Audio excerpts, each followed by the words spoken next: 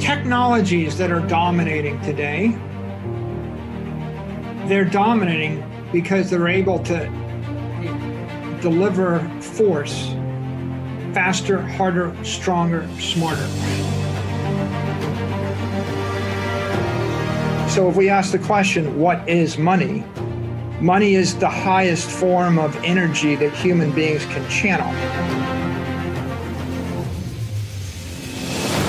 Bitcoin is channeling human ingenuity into making it better.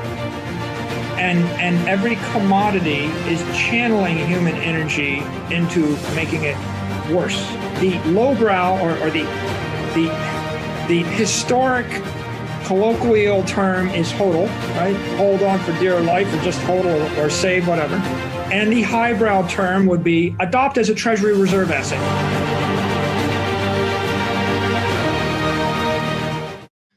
Hey guys, so as you learned by watching the What is Money show, Bitcoin is the single most important asset you can own in the world today. And so this begs the question, which I'm often asked, how does one build their Bitcoin position? And the strategy really is simple. I suggest first you decide on an initial portfolio percentage allocation and a target portfolio percentage allocation. Go ahead and establish the initial position with a one-time buy, and then start dollar cost averaging towards your target portfolio percentage. And you can also complement this by buying Bitcoin price dips to further increase that position and reduce your cost basis. And finally, I suggest to everyone to take custody of their Bitcoin, to move all of their Bitcoin into self-sovereign custody, because again, Bitcoin left on an exchange is not Bitcoin, it's a Bitcoin IOU. And for those of you living in the US, there's no better choice than Swan Bitcoin to do all of the above. So Swan lets you set up automatic recurring buys for Bitcoin, also lets you facilitate one-time buys for buying price dips. And finally, they let you set up automatic recurring withdrawals into cold storage, which is a really big deal. And all of this they provide at the lowest fees in the business, approximately 0.99% per year for weekly buys of $50 or more, which is about 70 to 80% less than Coinbase by comparison. And the best part, Swan is a Bitcoin-focused, education-first company. They publish great content on their Swan Signal Live podcast. They publish a lot of content in their newsletter and website, and their team is just the absolute dream team of Bitcoin. I would say check out their roster. It's growing every day, but it's a super impressive group of individuals.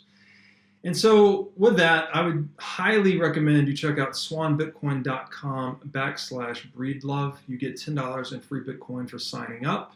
And it lets you stack sats with myself and the rest of the Swan team as we continue the fight to restore freedom, truth, and virtue in the world through Bitcoin.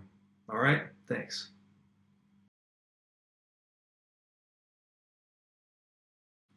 Hey guys, welcome back to episode 3 of the What is Money show here in the Saylor series.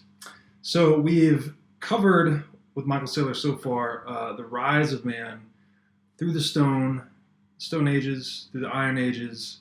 We went into the Dark Ages. We saw how mankind can have a misstep that causes him to regress 1,000 years, and up into the Steel and Industrial Age. And today, we're going to go even further into the future. And the arc of all this is we're seeing how mankind does take these evolutionary steps forward in terms of both his morality and the tools that he conducts his life with. And we see, as Michael says, that natural selection through this process helps mankind become smarter, faster, stronger. And we're coming to see that actually the defensive attributes of technology tend to be more important than offensive attributes over time. And this is just leading us deeper into and closer to Bitcoin, which, as we'll talk about later, is the ultimate monetary defensive technology. And in that sense, humans, the reason we're able to progress in this way, and the reason we're different than any other animal, is because we are actually capable of harnessing and channeling energy across these field lines of our intellect. So we can form these abstract concepts and ideas, and then actually energize them by harnessing energy in the natural world. And that's why, in a geopolitical sense, naval power has been the force that sort of governs the world. He who dominates the sea dominates the world. And in that context, we're looking now, as we progress into the digital age, as digital space being this new high seas, if you will.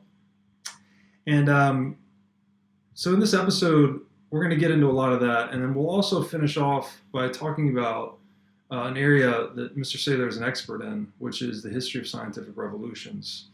And we're going to talk about, in particular, the technology diffusion S-curve, which is when a new idea starts to permeate a society. It starts out relatively slowly before it hits this inflection point and becomes rapidly adopted at an accelerating pace before finally hitting a point of full market penetration. It starts to level out.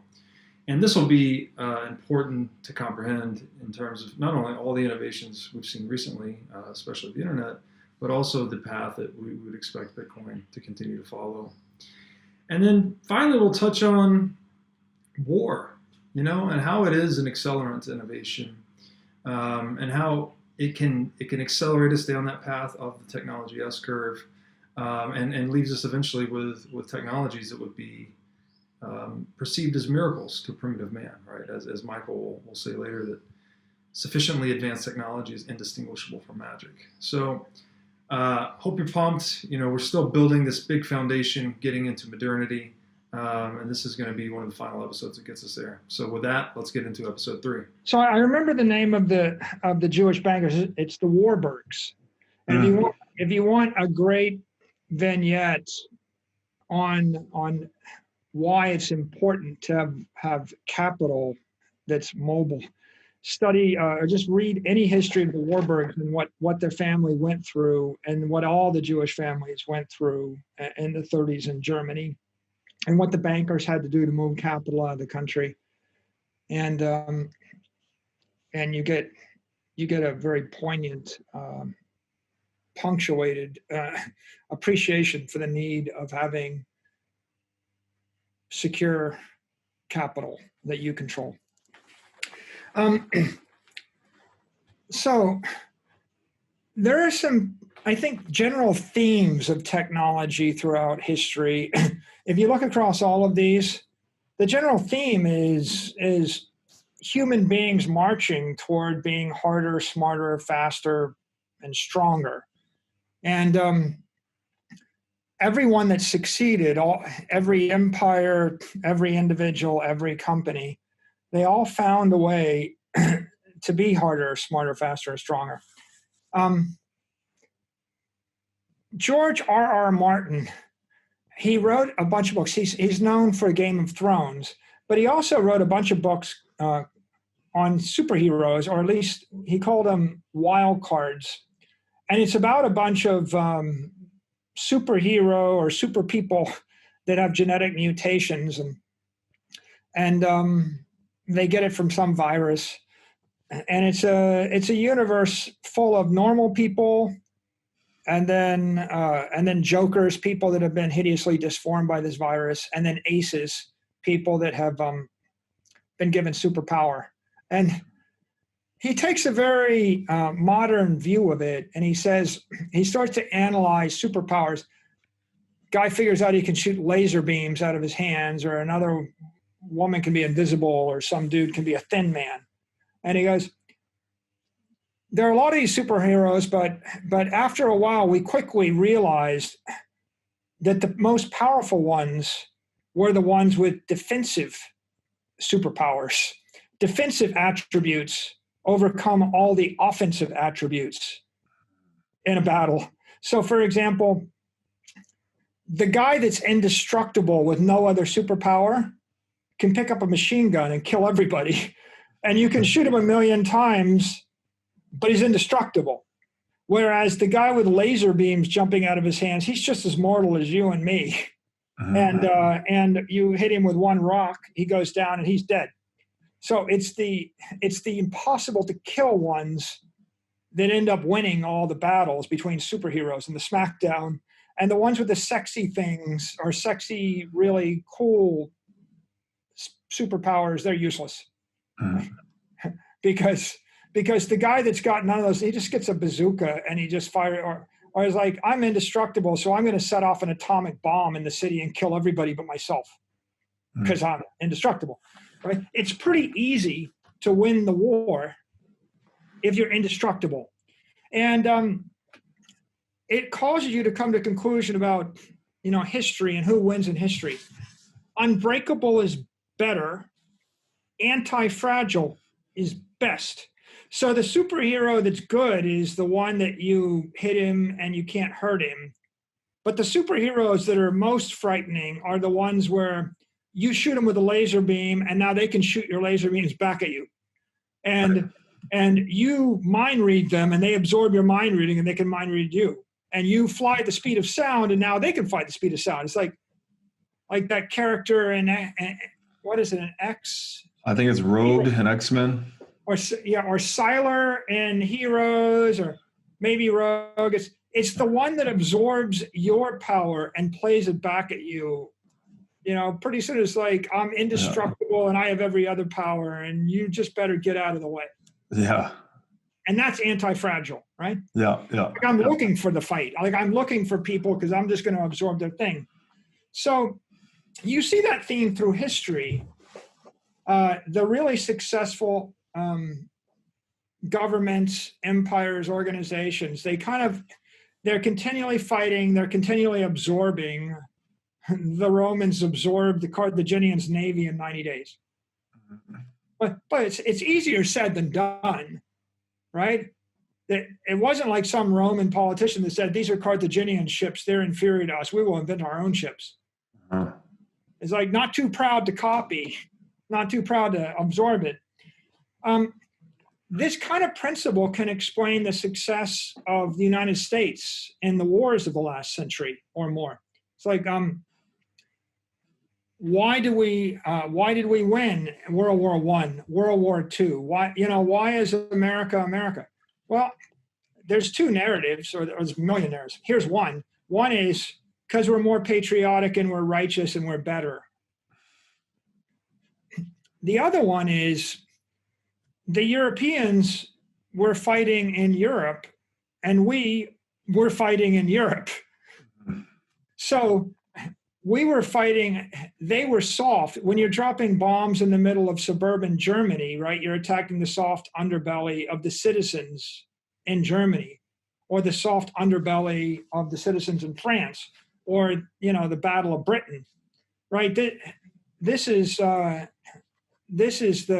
citizen population being ravaged by a war, and that destroyed their economies, right? Destroyed their cultures, right? Same happened in Russia, same happened in Italy, happened, and it's happened in China. The Chinese fought a war in China's soil.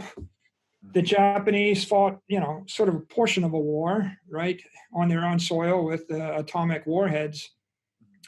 On the other hand, the U.S. hadn't fought a war on U.S. soil since 1865. Okay, so who's harder, right? Back to this missile idea, right? If you can throw a missile 3,000 miles and your enemy can throw a missile back 300 miles at you, it's pretty simple. I have a rifle, you have a pistol. I stand back 1,000 feet. Your pistol's good for 200 feet. I take 100 shots. Eventually one hits. You're a perfect shot. Doesn't matter. Yeah. Right. Longer arms. So this idea, right? Are you unbreakable, or what is, back to terrain? What is the terrain? The geography determines a lot of things. If you take a modern ship, if you take a modern yacht built in the year 2020 with every piece of modern equipment on it, now try to sail it to Afghanistan. You probably won't get there. Something will probably break. Try to sail it try to sail it to Rome without stopping in a port along the way. You probably won't make it. Robert, nobody does. Like they all stop and hide somewhere. It's really hard to move stuff over the ocean thousands of miles. It's really hard. Now, why don't you try to sail an armada of 1,000 ships, 3,000 miles in order to invade America? Right. Germans couldn't sail 13 miles, across the Straits of Dover. Right.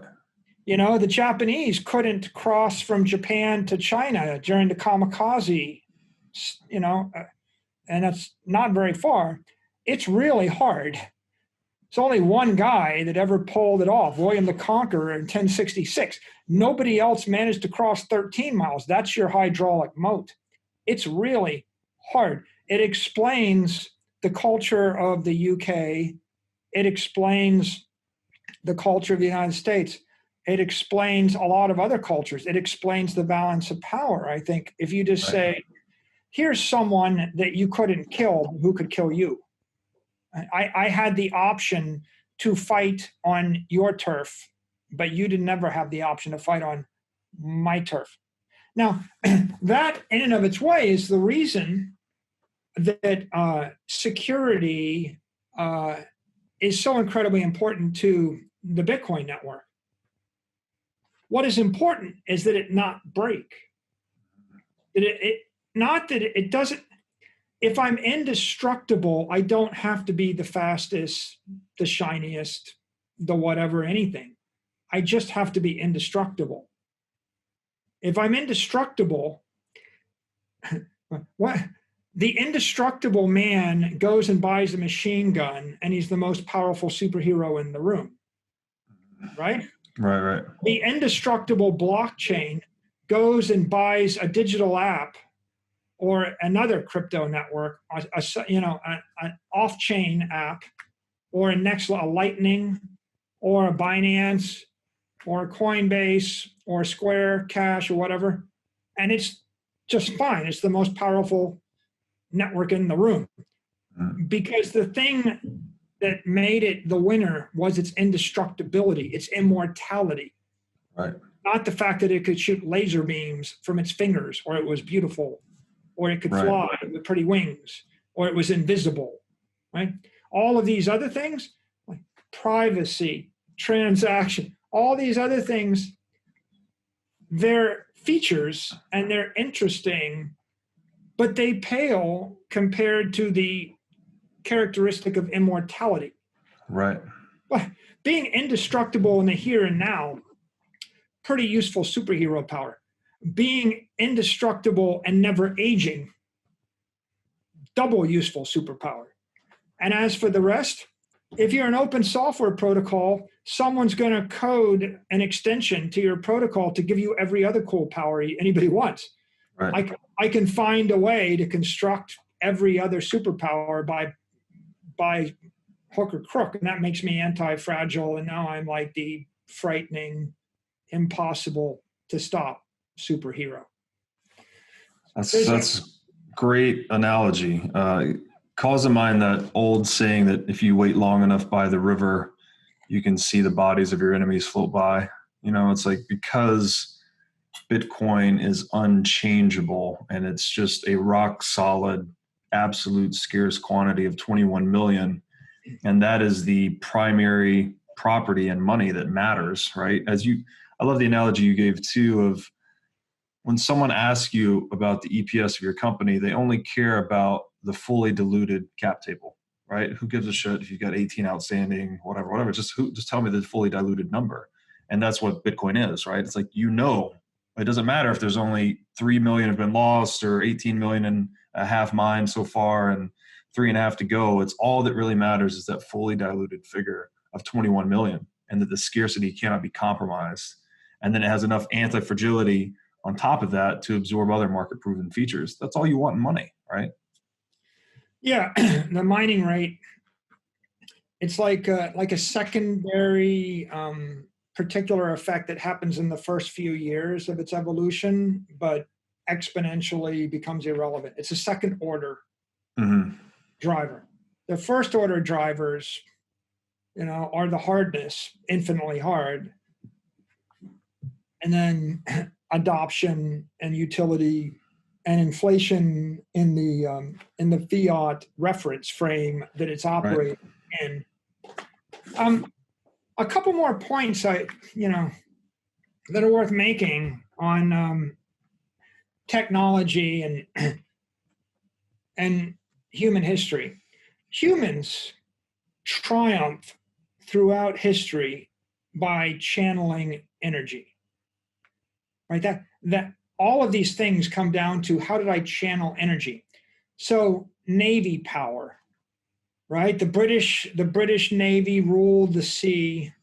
The Phoenicians, the Venetians, the Greeks, the Romans, the Americans today control the seas via their aircraft carriers and by naval power. And naval power is just bringing overwhelming force to bear faster, stronger force that's faster, that's harder than any other force anywhere on Earth. I park in an aircraft carrier somewhere, and death reigns from above. And so we've seen all empires are driven by that naval power. In time, we invented airplanes, and then air power became the thing, right? And air power is all, again, about death from above, right? The most powerful Navy idea is airplanes flying off an aircraft carrier. First, it was the battleship. I show up in your harbor and I blast everything. Then it became air power. And if I could get above you, and we saw this conclusively, it is impossible for a modern nation state to function if it does not control its own airspace. If you saw that in the first Gulf War, the second Gulf War, the United States, or especially the United States Air Force, could pretty much bomb any country back to the Stone Age in a matter of a week once they lost their air supremacy. Once you lose control of your airspace, there's no hope for you. You can take out every port, every power reactor, every generator, every serious building. They're all gone. Death from above. There's nothing you can do. You're at the bottom of the gravity well, right? And with technology today, someone can sit out 6 miles up. You can't shoot down a plane moving high speed 6 miles up. You have to fight the gravity well to get there. They're just working opposite. It's an energy thing, right? So I'm moving from a lower energy state, I'm on the ground moving armies around, to a higher energy state. I have a boat, I'm moving heavy munitions around, to a higher energy state. I'm above you, dropping munitions on you. Then after that became nuclear power, right? You harness nuclear power, and that ended World War II pretty definitively in a hurry. Then we go to space satellite power. And you go up in the gravity well some more, and that manifests itself primarily with GPS, right?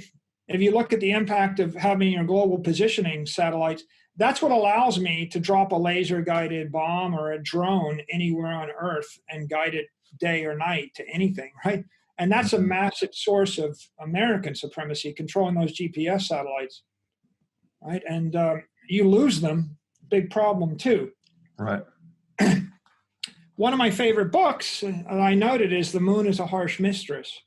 And in it, Robert Heinlein, he writes about a bunch of loonies, basically libertarians that live on the moon, that believe in making their own way. And their motto is, there ain't no such thing as a free lunch, abbreviated to TANSTAFL. And he introduced that idea. And they take it to the extreme, which is like, your air's not even free on the moon. You pay for everything. You pay for water, you pay for food, you pay for air. Everybody pulls their own weight. No one waits for a bailout. There's no bailout coming from anybody, and they're not big fans of authority. They don't like being told what to do. And the plot of the book kind of winds on that they're being oppressed by earthlings who are making them work as slaves, and they're taking 90% of their economic economic productivity and shipping back basically their future to Earth, and they're gradually suffocating and starving them to death. And it's just onerous taxation without representation, but onerous. So the loonies decide to fight back, with the help of an AI computer. The first AI computer I can remember, the name of the computer is Mike, by the way. Right. And their technique is they realize they got a catapult and they start tossing rocks down the gravity well. And they just take a big rock, put it in their catapult, and it doesn't take that much force to toss it off the moon because they're low G. Right. They're tossing the rock out of a 1/8 G or whatever, and it hits the Earth, goes into a trajectory, and of course it starts picking up speed, and by the time it lands, it's like an atomic warhead. Wow. They just start tossing them at random places until the Federation Empire that's oppressing them decides that maybe it's had enough. Wow. And of course the lesson is, right, it's humans channeling energy, but they're channeling gravitational energy, and a lot of it. And there's a lot more energy than the stuff that we have. All through human history, since 1 million years ago to today, it's really the story of intelligent people looking around for where is the energy coming from, Right. and how do I channel it in a network in order to achieve something harder, smarter, faster, stronger. That's such an interesting point. And it's back to the terrain of the battle, right? They're holding the ultimate high ground, being on the moon.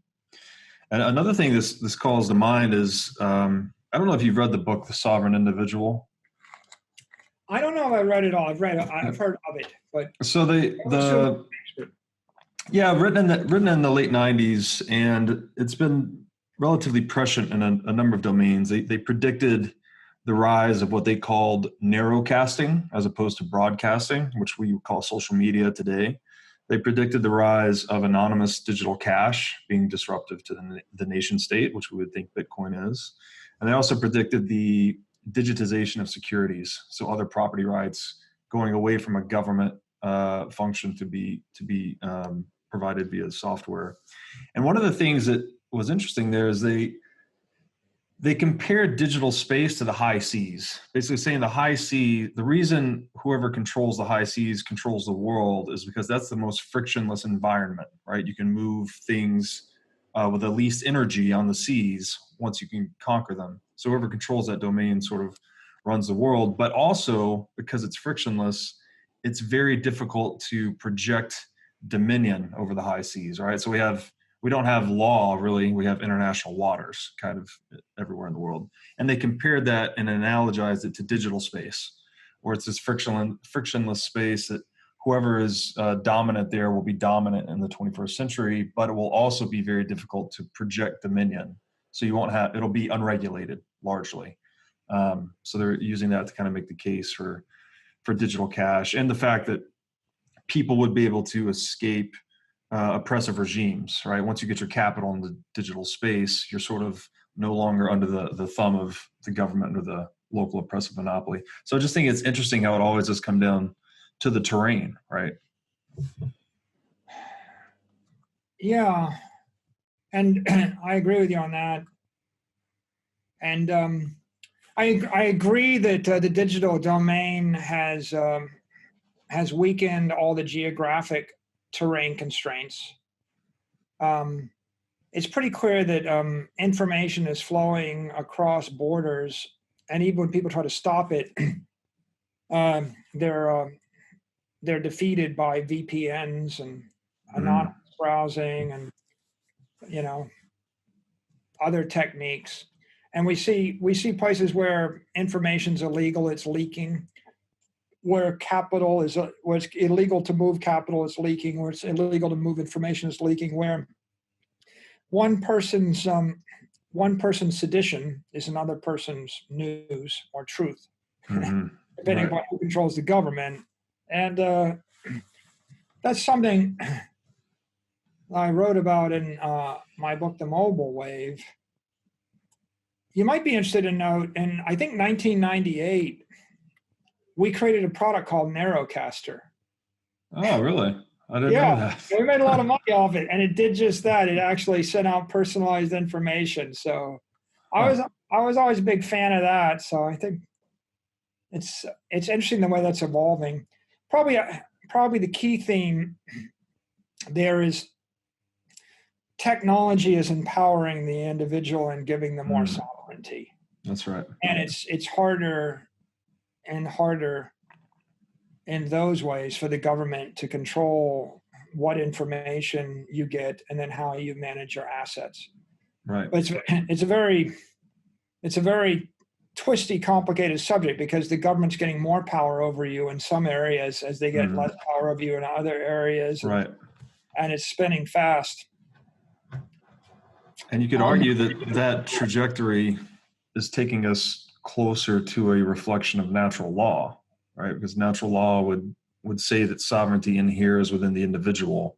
Our rights are not given to us from government. They actually inhere naturally within us. So it seems to me that, and it's complicated because we've never seen a world like that, right? Again, we've always needed government to sort of keep the peace and enforce contract law and satisfy property rights. But now in the digital age, at least there's the possibility of some of those functions kind of falling to software. Yeah, it's more and more things dematerialize the software and they move into cyberspace. It seems like it gets harder for any one government to assert control over the things that take place virtually. So there's a lot of virtual empowerment going on, but there's a lot of other things going on too. Yeah. I guess I'd end this section with just a couple of dynamics that I think I've seen over and over again in technology. When I was at MIT, I studied the history of science, and I read about the structure of scientific revolutions, and I studied all different types of technology diffusions, and there are certain things that pop out. A lot of times you'll see an S curve where it'll start slow and then it'll accelerate until it reaches diminishing returns, and then all of a sudden it's not an interesting technology anymore. You see that a lot. But one of the lessons of history is it's very difficult to figure out when the curve starts. And it's hard to stop it once it starts, but it's a lot easier to invest in it and to forecast it once it starts.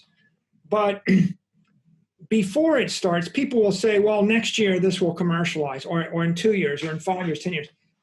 You could be off by 2 years. You could be off by 100 years. Like, you remember Google Glass? Yeah. How big that was going to be, and how that was a lead balloon, and how many years is it after Google Glass, and it's still not going to happen next year either. Technology fails until it succeeds. That's another trend, another theme. So you see over and over again, people pick a technology and say, it'll never work, it'll never work, it'll never work. In the year 1902, before the Wright brothers flew, that next year, if you'd asked the most learned people on earth, they would have given you 100 reasons why airplanes will never fly. And they would give you 100 examples of how they didn't fly. And they would talk you to death. And the thing about these paradigm shifts is oftentimes it's not the learned individuals that make the breakthrough.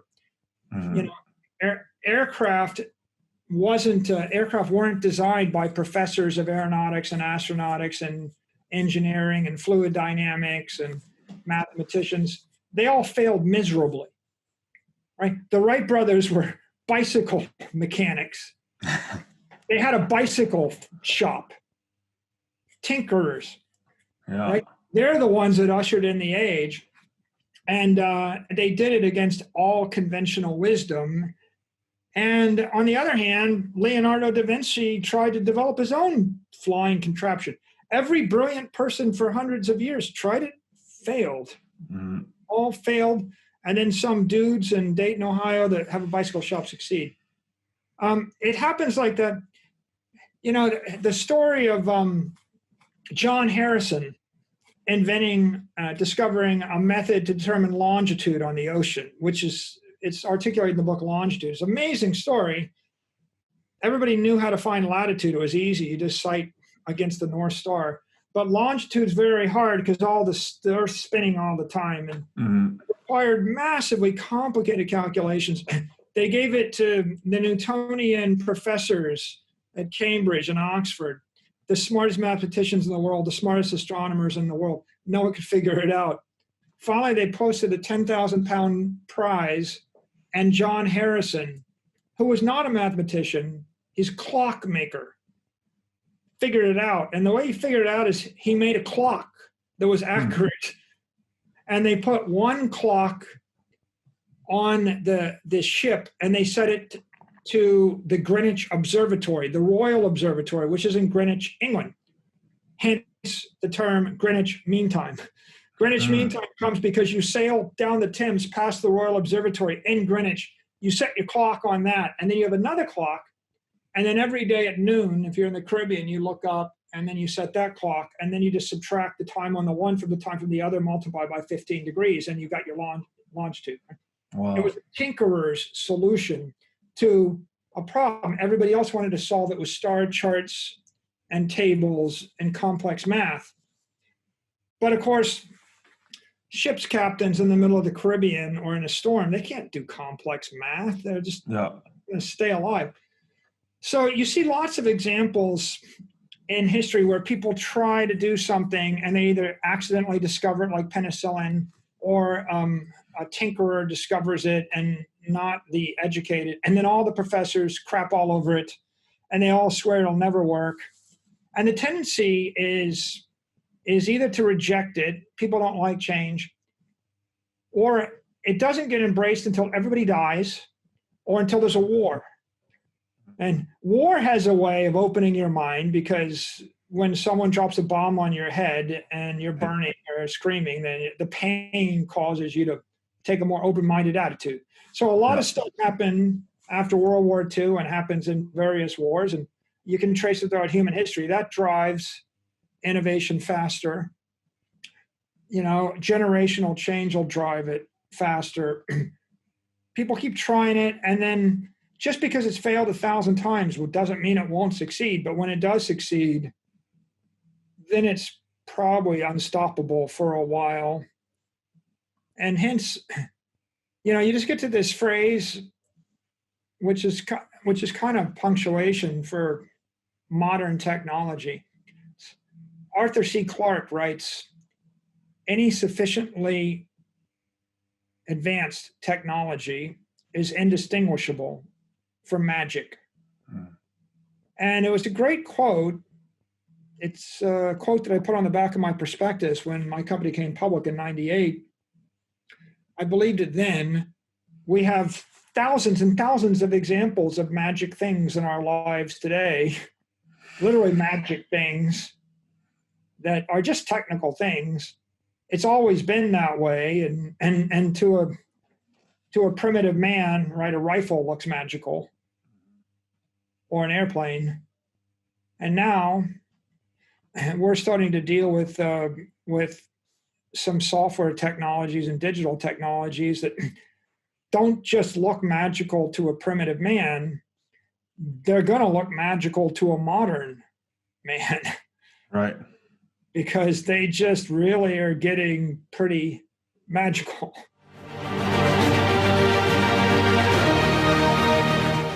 All right, guys, so that was episode 3 of the Saylor series.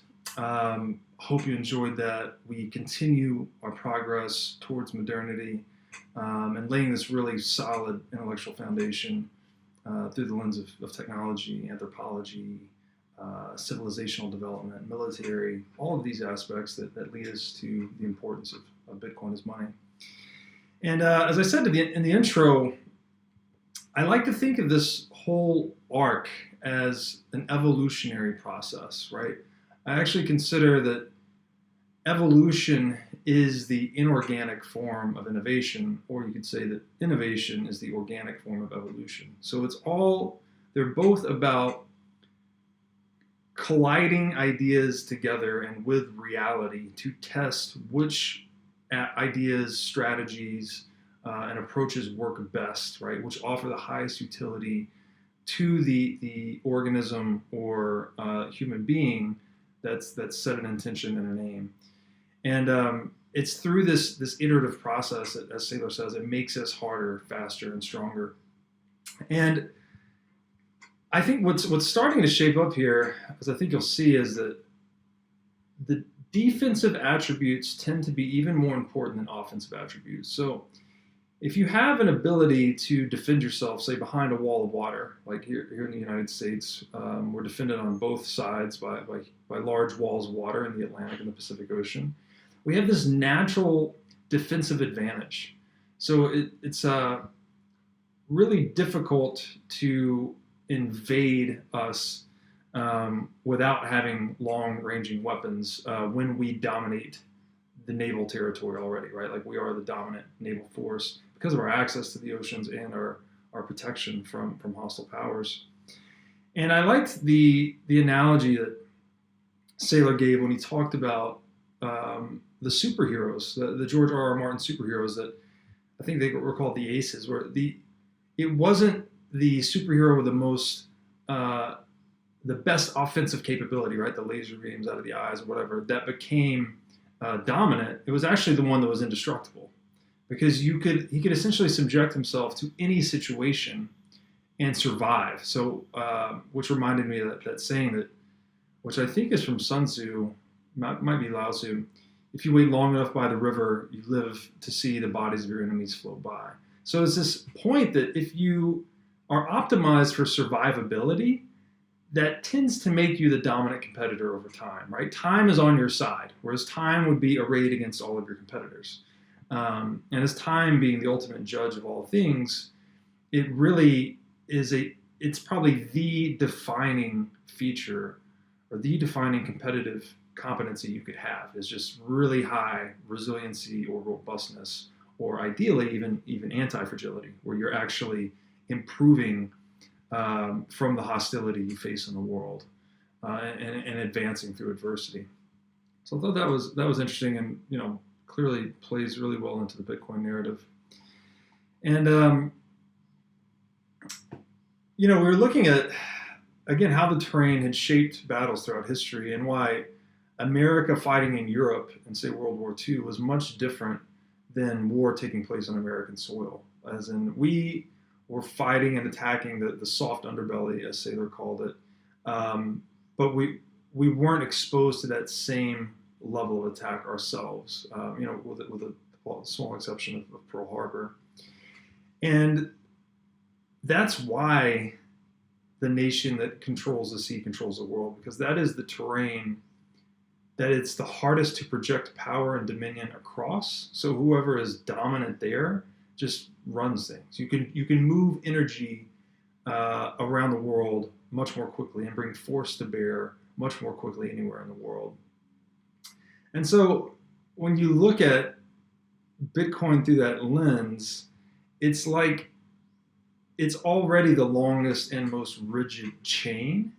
So it has already become dominant. It is, if you look at digital space and compare it to the ocean, Bitcoin has dominated digital space for monetary networks, right? It's impossible to compete with it as money, because it's already perfected all the properties that make money, and it's done so in this terrain, this digital terrain that everyone, all other competitors would be competing for, it's very low friction, right? Very low friction domain, so you can move things at the speed of light in the digital space.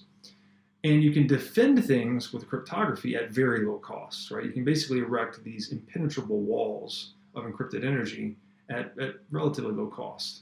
So Bitcoin has optimized for that. It gives us a way to store the vital life energy that is money behind a wall that basically cannot be breached. And that I like that military analogy, pointing to it as a very fundamental breakthrough. And the other thing there, we didn't talk about this in the episode, but that I think about is it sort of balances this antifragility or robustness with also a degree of adaptivity. So even though Bitcoin is the longest chain, the most rigid, it has these unbendable rules that favor its holders, it also still maintains this ability to adopt new features that are beneficial to it. And one of my favorite authors and good friend, Brandon Quittem, he's written about this. This is called, in the mycelial space, it's called horizontal gene transfer. So in a mycelium, which is the underground informational network of a fungus, like a mushroom, when it encounters a threat in the environment, it can actually code new enzymes and proteins and defense mechanisms against that threat at one particular spot, right? These mycelial mats can be, hundreds of square miles in size. But if it encounters a threat and creates a formula to neutralize it, and even any one spot of that mycelial mat, it can incorporate those lessons into the entire organism. So it's actually learning from interaction with its competitors at the edges, but then incorporating all of its lessons into the entire organism, which is something that Bitcoin's capable of doing. So that's kind of a tangent, but pretty interesting stuff in regards to Bitcoin. And then, as we said earlier, it's what distinguishes us as human is that we have this unique ability. I think as Saylor described it earlier, we're the only animal that plays with fire, right? So we have this special ability to mold our behavior in a way that allows us to harness energy, and then we can channel it. We can create these abstractions of thought and speech in the ideological space, and then we can use that energy to energize these formulas that we've created. And that's what makes us human, right? That's what we do when you look at anything. You look at a table or a house or a computer, all of these things began as ideas that we've then funneled energy into, right? We've harnessed energy in the natural world, whether it's hydrocarbons or fire, which is kind of the Stone Age energy network, solar radiation, whatever it may be. And we channel that energy into the manifestation of these ideas. And that's what helps us become more productive and enjoy a higher quality of life over time. So it's such a radical new way to look at humanity, and really makes you appreciate being human. And I think too, we're talking about the naval power and how that's shaped us throughout history. It's the naval power. Naval power was the predominant aspect of what determined which nation is in geopolitical control. But what I think, and I got this from a book I read called The Next 100 Years, that predicted in the 21st century, it would actually no longer be control of the seas that mattered so much, but it would become to be control of space. And you see that somewhat in U.S. military dominance today, in that we control the seas actually with our aircraft carriers, which essentially means we can control the airspace of nations. So again, back to fighting the battle on the terrain that favors you most, by going into the sky, right? We're able to get into, again, this very frictionless space of air, but we're also able to take advantage of the gravity well that is the planet. So we can drop bombs that, at a very low cost. For a plane to release a bomb is essentially no cost once it's up there, but it brings this gigantic force to bear on its terrestrial targets.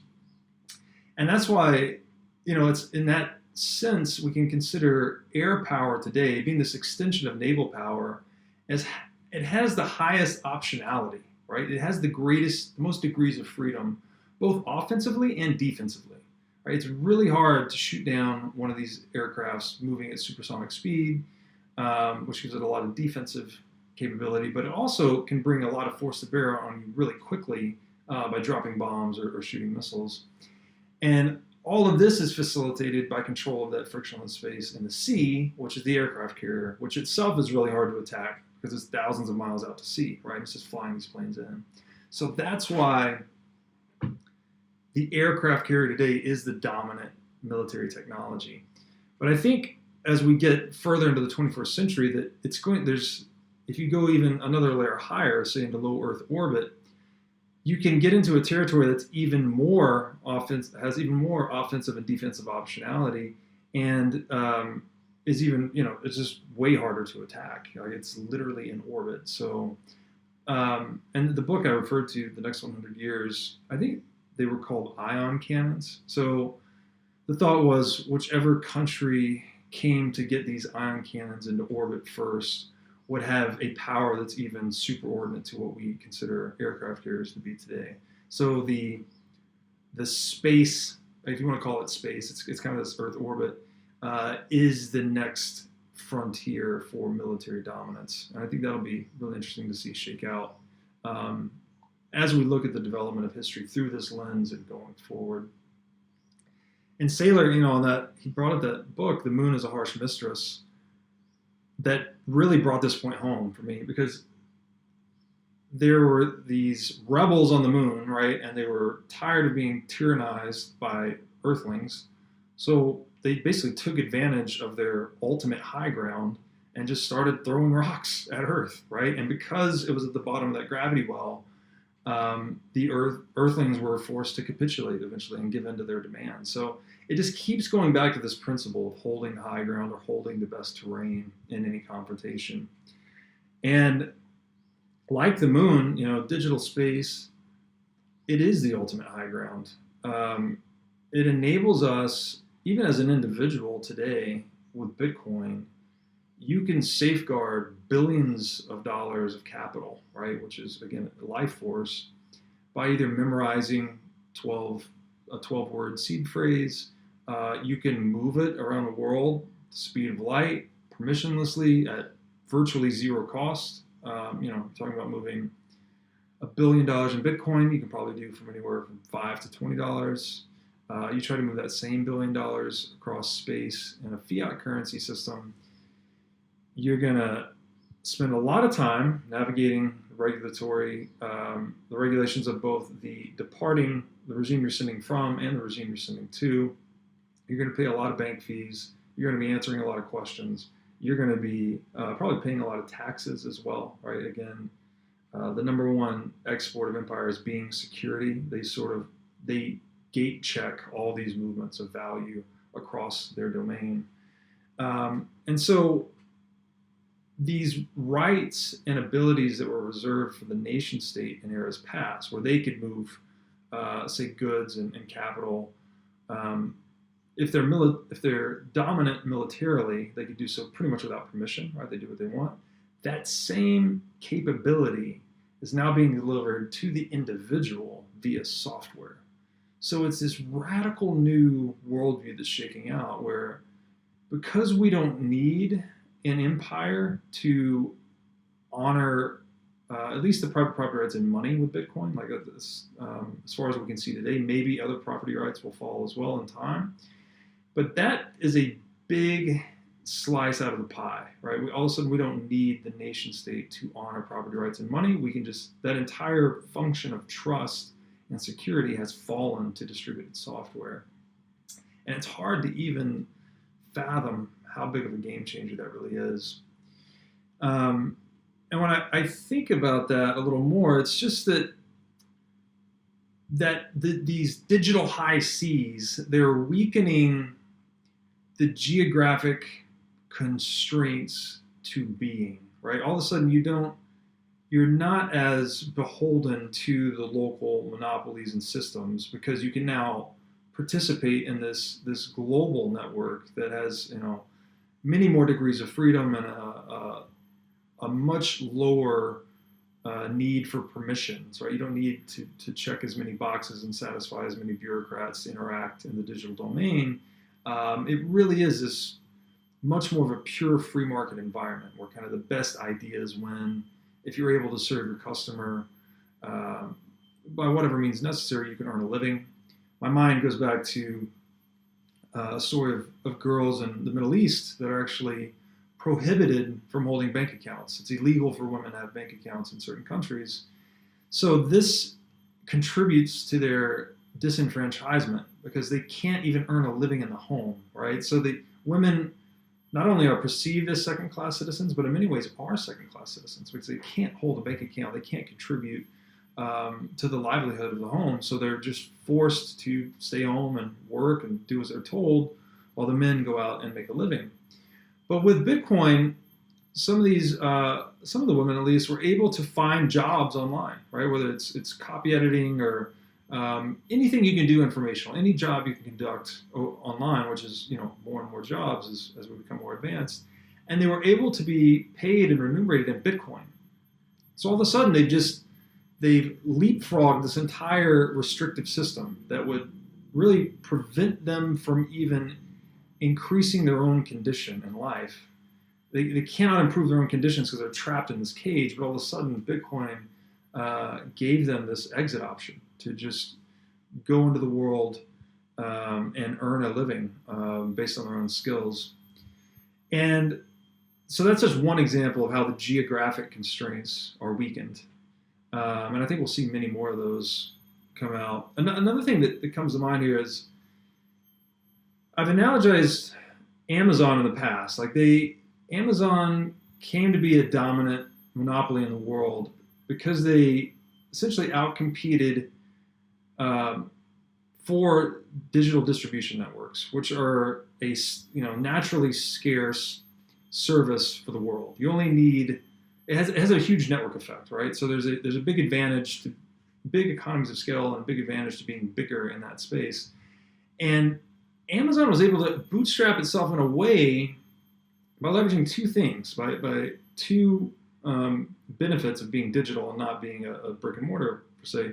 Firstly, they were able to offer low prices to their customer because they had lower cost of fulfillment, right? They didn't have brick and mortar stores. For a while, they were skirting sales tax. So they would, distribute from a state that had low to no sales tax, and they were selling into other states without being deemed for sales tax. So they're taking advantage of this digital space.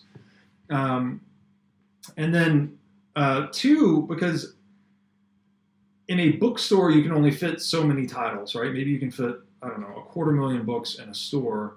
But the advantage to being online in an online store is that you have literally limitless selection, right? Anything that's available on Earth, you can sell on your store. So I think that's one of the reasons Bezos zeroed in on books. Amazon started out as an online bookstore, is because that is a product where that advantage is super favorable, right? There are millions of books written, right? The selection is just endless. They're a totally non-fungible thing, right? Every book is different.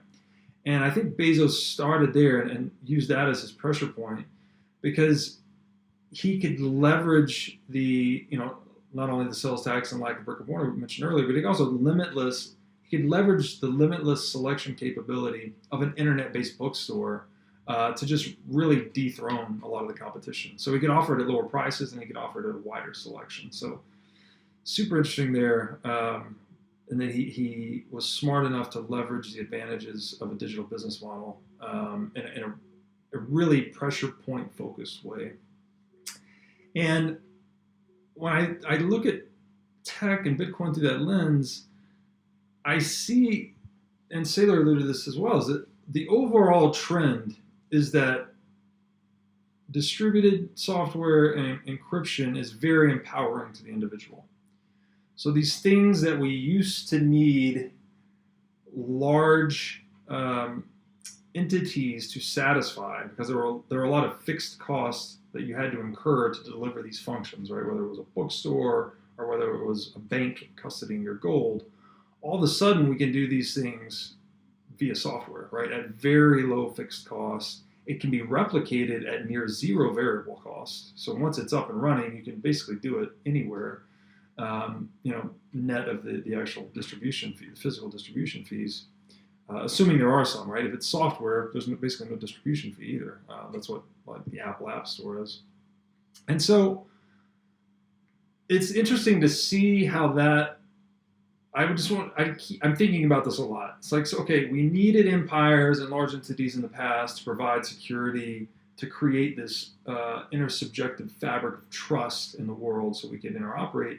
But now a lot of these human-based, politicized or politicizable institutions are now going into trust minimized software, where it's like, here are the rules, you can't bend them or break them.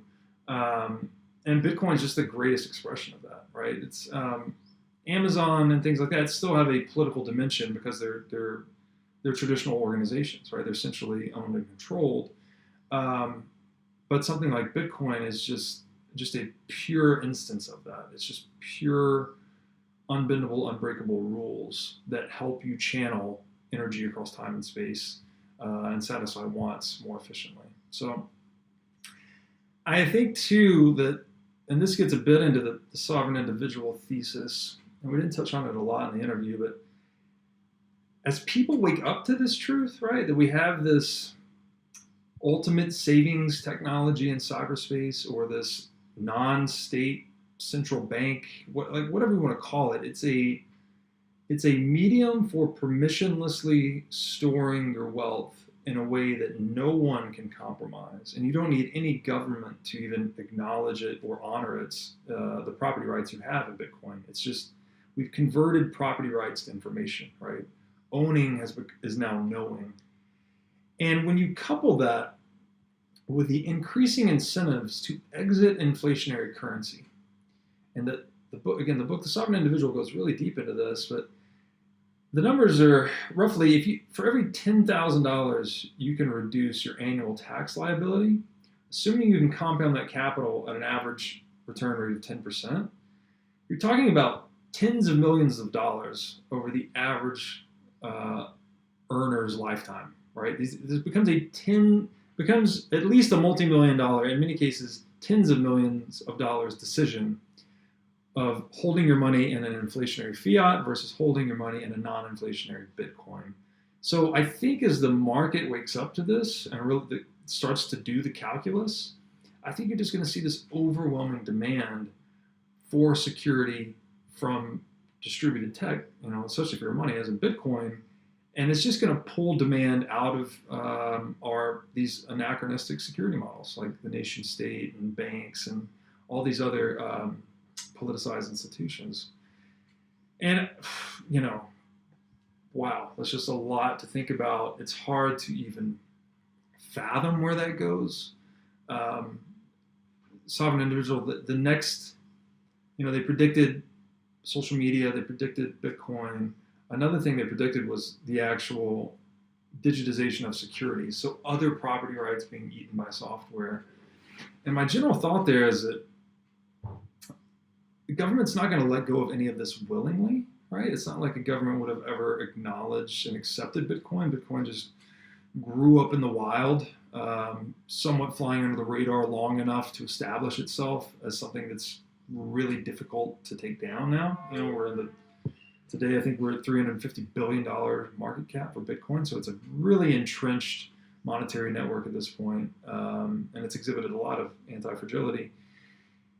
I think, as my theory would be, that as Bitcoin continues to ascend and demonetize inflationary government business models, that some of these functions that governments have bureaucratized will just start to fall to free market competitors, right? There's just going to come a point where a government's no longer solvent enough to keep, the one example I like that I heard from Safety is there's a national train agency in Lebanon, I think it was, right? And he made the point that there hasn't been there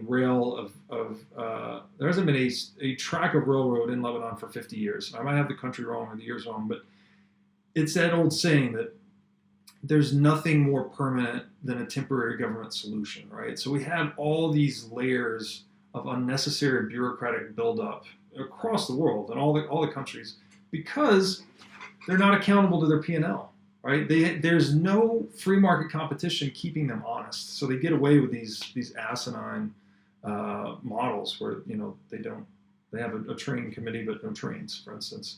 So I think as those useless or worthless or unaccountable institutions start to shrivel up and die because there's no funding for them, that you'll see whatever functions that they provided or were intended to provide start to fall into the free market. And I think software is just going to eat that up. So there's a lot to think about, and that's something to keep your eye on. But I also liked how Saylor dove into this diffusion of technology, which is really just another way of saying the diffusion of ideas. And it follows the S-curve, right? This is, the name of the book escapes me, but I think it's The History of Scientific Revolutions, is possibly the name. And it talks about this S-curve, where there's a beginning, or there's kind of innovators that adopt it first, and then it hits an inflection point of, say, around 13.5% market penetration, and the innovation becomes started being adopted at a super accelerated rate. So the curve just goes vertical for a while until it hits, it's suffused and saturated the market sufficiently to where it starts to level off, and you have the laggards sort of adopting it late. And when we look at Bitcoin through that lens, we're very early on the flat part of the curve. We're far below 13.5% total adoption. We're probably more in the range of 1 to 3% as we sit here in late 2020. And Saylor just makes this great point that those curves are impossible to predict. You never know when it's going to work. The idea can exist for hundreds of years before it ever gets commercialized, right? If we think back to the Native Americans that had the pottery wheel but never figured out to turn it on its side and use it as a wagon wheel, right? The idea was there, but no one had harnessed it, commercialized it. But his point is that once it does become commercialized and it hits a certain critical mass, that it's very clear to see that you can invest in it now, like almost right before it hits that vertical point, and reap just huge gains as the rest of the world wakes up to the importance of the innovation, the utility of the innovation. And I thought that was great. And the other thing in his book, The Virtual Wave, which I read preparing for this, he laid out in 2010 saying, Facebook, Apple, Amazon, Netflix, Google, buy these, hold, they're going to eat everything. Don't diversify. Here's why. Going to network effects and all of this history of scientific revolutions and paradigm shifts. He saw that, right? And he's now proclaiming Bitcoin to be a similar pattern proliferation. Like it has reached this critical mass, right? We're north of 100 billion in market cap. The race has been won almost for digital money. And now it's just a question of how big does digital money become relative to everything else, relative to analog money. And, if you're keen to believe the advantages that digital tech has over analog tech, I mean, clearly I'm Bitcoin bull. I would say it eats all of it, right? It offers so much more utility to the users, and it's so much more energy efficient. It's as if you don't adopt it, you just get left behind. So there's this Darwinian propulsion to adopt the hardest money, and you can't get any harder than Bitcoin, right? It's 21 million fixed and forever.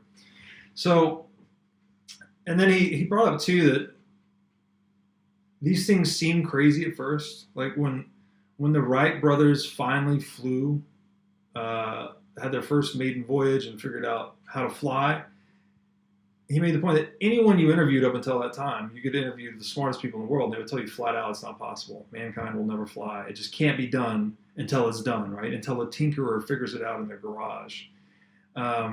Which points to that it's the tinkerers, not the theoreticians, that bring about breakthrough, right? It's not like, I feel like some people think that there are geniuses sitting inside of Harvard writing a bunch of complex formulas that figure out, this practical mechanical innovation in the world. And that's just largely not the case. It's people, it's entrepreneurs putting their skin in the game, failing, right? Failing forward, learning from their mistakes, facing the unknown, adapting to the unknown, trying new things. And then all of a sudden there's a breakthrough, right? All of a sudden the plane flies. The Wright brothers are skybound. So that's what drives humanity forward. Is this relentless impulse to tinker and play with things, not the intellectuals sitting in their ivory towers theorizing. And he brought up too that John Harrison, the clockmaker, no one could figure out longitude, right? Like it was easy to calculate latitude, but no one could figure out longitude. And how did they solve it? They put a reward in the paper. I think it was a 10,000 pound reward. Anyone that can solve this, how to calculate longitude, will give you a financial reward. So what did they do? They went to the free market, right? They incentivized the collective intelligence of humanity as best they could through the newspaper at the time.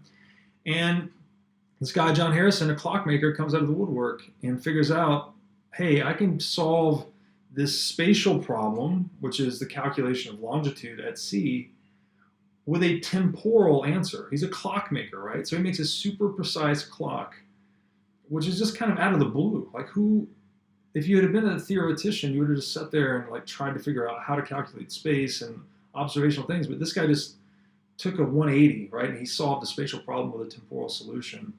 And that's the kind of problem solving you get out of the free market that you just won't get out of legislated, innovation or think tanks or things like this.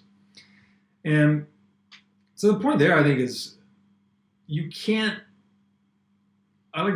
push water, right? Like innovation is something that it emerges naturally through us, our creative impulse. You can't force it, right? You can't yell at your garden to grow faster, right? It needs to go through its own natural process of discovery to get the best ideas to the surface.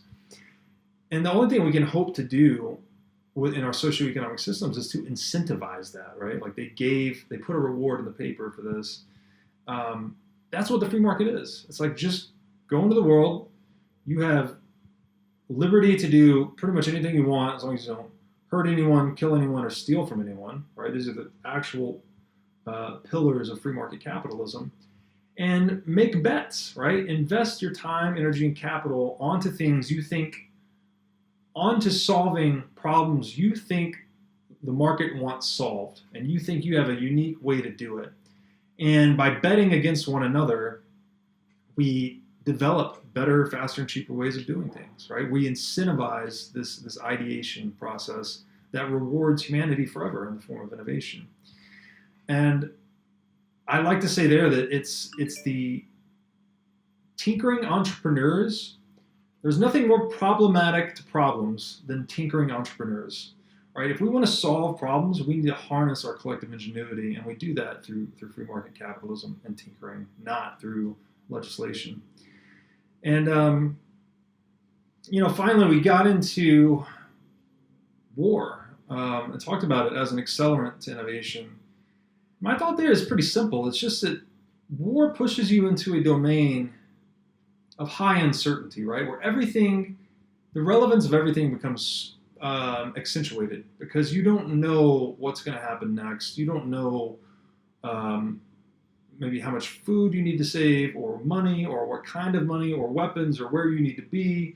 Everything becomes much more relevant when you're in unexplored territory, so to speak. And that, they say necessity is the mother of invention. It's like all of a sudden you're pushed by your survival instinct to necessarily figure out all your now very relevant surroundings very quickly. So it accelerates that S-curve adoption, or accelerates these ideas that may have been idle for some time. All of a sudden, there's a big impetus to figure it out. And that's what's going on right now in 2020, right? We have a war on cash. We have a war on COVID. Everyone's strapped into seclusion. A lot of people are out of work. Inflation is right around the corner. So everyone's been pushed to figure things out. And I love that Saylor paints that picture of the war on COVID being an accelerant to Bitcoin and digital technologies more generally. And then finally, I love this quote that he references from Arthur C. Clarke, that any sufficiently advanced technology is indistinguishable from magic. Like that, all these modern miracles that we take for granted, they're all generated by free markets. And if you pull the primitive man out of the Stone Age and brought him here into 2020, he would just be flabbergasted, right? Like all this stuff looks like magic. This camera, this laptop. So I thought that was super interesting. And that's why Bitcoin is so misunderstood and even the joke, right? Magic internet money. It's disparaged like that. But what I think it actually is that it is this radically more innovative and advanced technology that people are just trying to get their head around. And ultimately, in the long run, the great promise of it is to help us make even more magic in the free market, right? To create even more advanced technologies by eliminating the barriers to trade, right? Again, tinkerers operating freely in the open marketplace is where we discover all the new and useful things that make life easier and better. And we've honored that paradigm to some extent, like especially in Western civilization, but we've erected these artificial barriers to it with fiat currency and central banking and overly complex tax codes, convoluted laws. All these things are frictions to free trade. So Bitcoin, by defunding these inefficient institutions, it's eroding these barriers to free trade and therefore bolstering the innovation generated by free markets. So in that sense, I think Bitcoin, not only is it magic internet money, but it's going to make the world much more magical in the long run.